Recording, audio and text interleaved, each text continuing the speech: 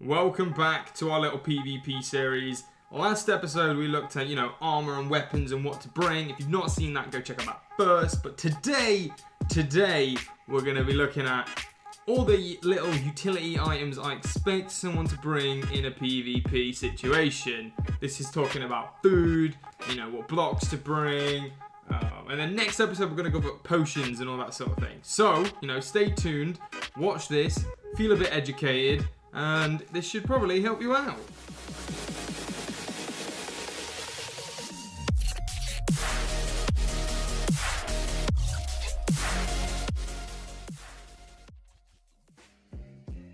So we're on our build world, as you can see from this glorious little house that we're in here, and the little, the hot air balloon in the background. I forgot who actually made this, but the server's just got recently reset, so things have been relatively busy here on the Tkon server. But, like I said, we're going to talk about food. Food's really important. It's very easy to take the wrong food. A lot of people, they get everything. They don't have enough of stuff. You see a lot of that when you go into a battle. They turn up, there's a big fight going on, and nobody has any food. And it always kicks off. They either have the wrong thing, they've got too little, and then they get halfway through the fight and they go, shit, I've ran out of the thing I need to do. And then everything hell kicks loose, they just get chased down and killed. So, what I'm going to do is TP over to the little battle station thing we had and show you guys what you should be taking and why, basically. Right, snapping right over to the build world. This is where we were last time for the last episode, and we can even see the ult in the back ready for some tests for you guys. We're still working with our 3 phases of gear and such. We're still on the new bit, and in this chest is all the food I'll be looking at. So we've got the enchanted golden apple, the normal golden apple, the carrot, the steak, the cooked salmon, and the normal cod. Why we're looking at those things will become apparent immediately. So the enchanted golden apple is the best food in the game, right? It's the all singing, all dancing mega food. This thing though, however, is really, really hard to get. You cannot craft this. There once was upon a time in, the old Minecraft where this was craftable using gold blocks. Basically, it was too strong. Everyone would just mass these, even though gold blocks are hard to get.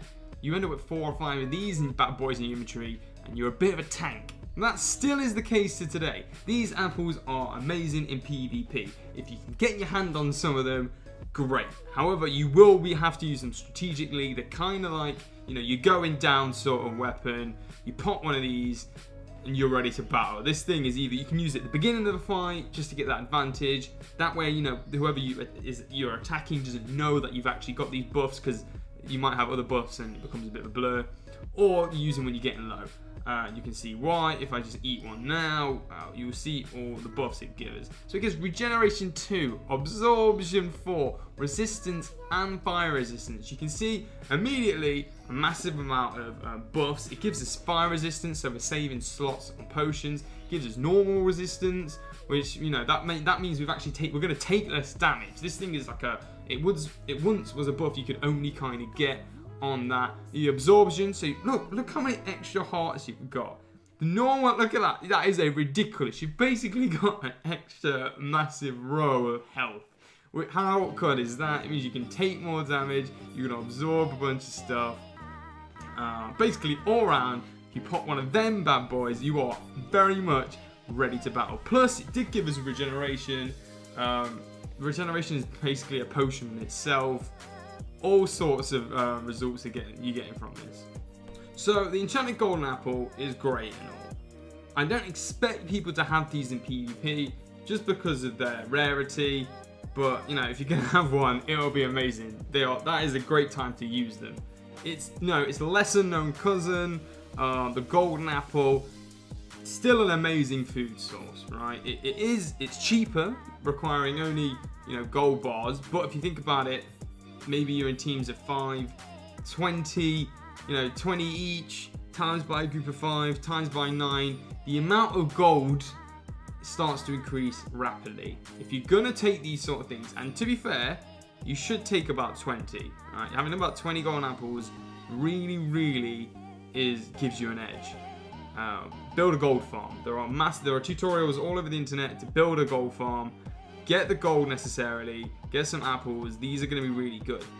Mainly for the fact is that when you eat them, you get a really good, you're getting regeneration and you're getting 2 extra hearts. So the regeneration is only small, but it will increase, it's going to give you a good perk of health and a good amount of absorption. And the reason why these are also good actually blends into the same reason why you kind of want the golden carrot. The golden carrot obviously is a lot easier to get, but the golden carrot is a lot more cheaper than the golden apple. And you may ask, why would you like a golden carrot? Well, golden carrots, golden apples, enchanted golden apples are the best food for actually increasing your saturation bar. What is a saturation bar? Well, it is basically your overflow hunger bar. Obviously you can't eat when you're full in the game, but if you're quite, you're taking a bit of damage, your hunger bar's just decreased enough, what you can do is if you're eating the better foods, your overflow bar is going to be higher, more greater filled, which means you're going to have to eat less often, which means you can do more damage whilst getting more regeneration. All these things are really great for PvP because it means I can move around more, fight more. And if you've probably had it in facts or games or battles or whatever's going on, where you're having to eat loads, you're actually eating loads and loads of food at the same time in PvP. And you're like, what's going on? Why am I having to eat so much? Because you'll be eating, which takes time, then you get hit, which takes more time, then you eat again, and you just basically getting knocked about and not being able to deal the damage. That's because you're eating the wrong food. Things like bread and normal fish are rubbish. And I'll show that in a minute. Right, so I'm on the meal and I'm gonna eat a golden carrot and see how many lengths of this room I can do before my character gets hungry again.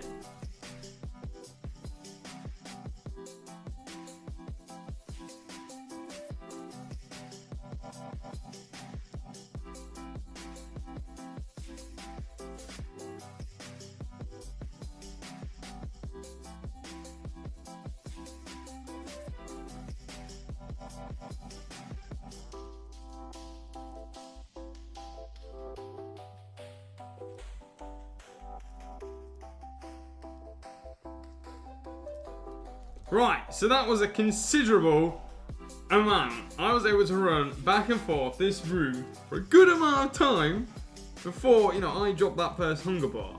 Let's do it again, but with a fish.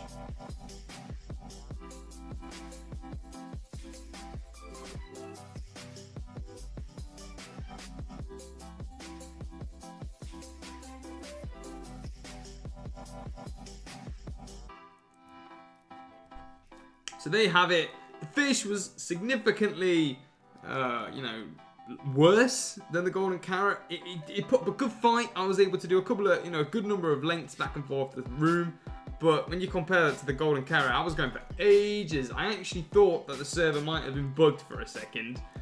And, don't forget, this is just me walking. If you're taking damage, which obviously takes from your hunger to give you regeneration, you're going to feel this effect more than if you were, using other foods and such. And don't forget, things like breads and some of the soups, they're even worse than fish. Bread's going to literally go through so quickly. And in terms of it, you can get more information on the Michael website on what foods are better for saturation. A good tip is that salmon is significantly better than normal cod. So if you are going to take, they're not the same. That's the thing that I always see. People take cod and they should take salmon. Moving on from food, the next sort of phase of things to bring is actually building blocks. Loads of guys, you're in your cave, you're getting kitted for PvP, and they always forget to bring some kind of building block. Obviously, you don't want to bring something easy, and I've said this before in the last video. Players most often bring a pickaxe. For this reason, things like stone, if you are running away or doing some kind of maneuver, stone's a waste of time. It's going to take you more time to place the stone than it is to mine them, unless you're not in certain scenarios. For this reason, you should be taking either obsidian. Obviously, it's a pain in the ass, but if you think about it, you're running away, maybe you're trying to seal them in. Obsidian is going to be so good for that. It might even be used, for blast protection. Maybe they've got TNT going. Place a couple of blocks of obsidian. The negative, though, to obsidian is that they could use it to ender crystal you. We'll talk about ender crystalling in later videos, but you know, if for those who know what it is, that's a danger. What I prefer to take is blocks of wood, logs. One, it's more compact, so if there are situations in which I do need loads of blocks really quickly, I can turn one stack into 4, and I got loads of wood. It can turn into a crafting bench. For those cases, it's really easy to get into a situation where you need a crafting bench and you don't have one.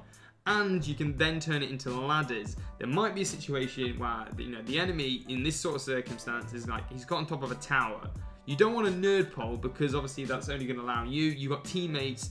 Maybe in a certain game mode you can turn the wood into ladders and then use that to scale the tower. So these are the sort of blocks you should be bringing. Obviously wood can also be used for doors. Imagine the fight's gone underwater, quick air bubble solution, place some ladders, place some doors. Woods are generally a good thing to have, and again it's going to be hard to mine against a pickaxe. Place loads of blocks of wood to get away. It takes them a while compared to stone. Lastly, for this segment of the video, these 2 other items are really crucial to bring to any confrontation. Ender pearls. You should at least be carrying 4 stacks of ender pearls. I know, you think about it, that's considerable and probably not available early game. You should have an ender farm though. If you are PvPing at a high level server, build an ender farm. Again, like gold, there's tutorials online for this. There's so many circumstances when you need ender pearls. Quick, if you need to get up somewhere high, ender pearl. If you're gonna fall, ender pearl. If you're even low, you can ender pearl away, or even chase someone. Another good tactic is as 2 players are running towards each other, you ender pearl into them, and you can get a quick, a jump on them really early. It generally shocks a lot of players. Ender pearls are crucial to a fight. If someone didn't have one, there's so many situations where they would have died. It's basically expected in any confrontation people bring ender pearls, and it's really annoying. There's so many situations where I've been fighting and some guys are like, I don't have any ender pearls and I'm being attacked, and they're like, well, now what can you do? You can't do anything about that. A lot of the time they're stuck. They're going to be really they're basically dead at this point. If you can't get away, you really should be bringing ender pearls. Secondly, something that generally people don't bring, cobwebs. Cobwebs are great. One, because they stack in 64. Unlike ender pearls, they can start to fill up your inventory because they only stack in 16. Cobwebs are amazing. You start to place some of these around the battlefield, it can really start to mess up their tactics. If they fall in it, you can kind of get them from range, do some really good crits. They're going to give them a really good hard time. Obviously, they're going to try and hit it with a sword, but if you've got another teammate placing loads around them, maybe your guys can hit them with arrows and stuff, because obviously arrows go through the cobwebs. Maybe if it hasn't got knockback, there are some kind of tactics to be applied there. But, if they're just running at you, maybe you're low, place a couple of cobwebs instead of blocks to block them. Cobwebs are going to really start to annoy them. One, they're going to have to get stuck, then they're going to have the ender pearl. That's so much more quicker. It might only be 2 or 3 seconds quicker, but in a PvP fight, 2 or 3 seconds are literally everything. So I really would recommend getting some of these. They're really easy to get. You just get silk touch and some shears. You can pick loads of them up really quickly, and you will be surprised how many people forget this. And when you do pull off one of these bad boys in a fight, it can really throw them up and give you the advantage. And more often than not, I've actually won a couple of fights doing this tactic. Great little trick. Well, there you have it. There's some utility items you should be bringing for PvP battles on survival and anarchy servers. Make sure to leave a like, subscribe. In the next episode, I'll be covering potions, what potions to bring, what potions are a waste of time, and kind of, which ones are, you should take, but what I'd prefer to take. Ladies and gentlemen, thank you for watching the video. I'll see you in the next one. Bye!